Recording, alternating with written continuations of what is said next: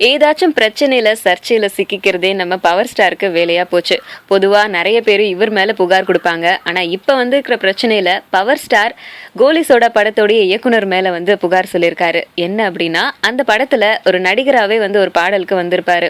அதுக்கு 6 நாள் கால் ஷீட்டுக்கு இவரை பேசியிருந்தாங்க.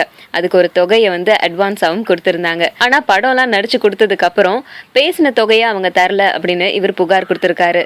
இது சம்பந்தமா படக்குழு கிட்ட கேட்கும்போது அவங்க சொல்லியிருக்காங்க, 6 நாள் கால் ஷீட்டுக்கு இவர் வந்ததே 3 நாள் தான்.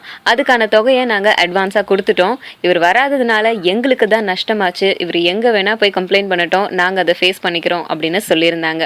ஆனால் பவர் ஸ்டார் கிட்ட ஆக்சுவலாக நடந்தது என்னங்க அப்படின்னு கேட்கும்போது அவர் சொல்கிறாரு, 6 நாள் கால் ஷீட்டுக்கு நான் 3 நாளையே வேலையை முடிச்சு கொடுத்துட்டேன். ஒரு திறமையான நடிகர் இதுக்கு மேலே என்ன பண்ண முடியும் அப்படின்லாம் அவர் கேட்டிருக்காரு. அவர் சைட்லேருந்து பார்க்கும்போது இது கொஞ்சம் நியாயமாக தான் இருக்குது. இருந்தாலும் படத்துடைய குழு நேராக நான் பிரச்சனையை சந்திச்சுக்கிறேன் அப்படின்னு சொல்லும்போது அவர் சைடில் ஏதாச்சும் மிஸ்டேக் ஆகிருக்குமோ அப்படிங்கிற சந்தேகம் நமக்கு கூட வருது. ஸோ ஃபைனலாக நம்ம பவர் ஸ்டாருக்கு கொடுக்க வேண்டிய பாக்கி அவங்க தருவாங்களா தரமாட்டாங்களா அப்படிங்கிறத சந்தேகம். தரமாட்டாங்க அப்படிங்கிறது பிரகாசமாக தெரியுது.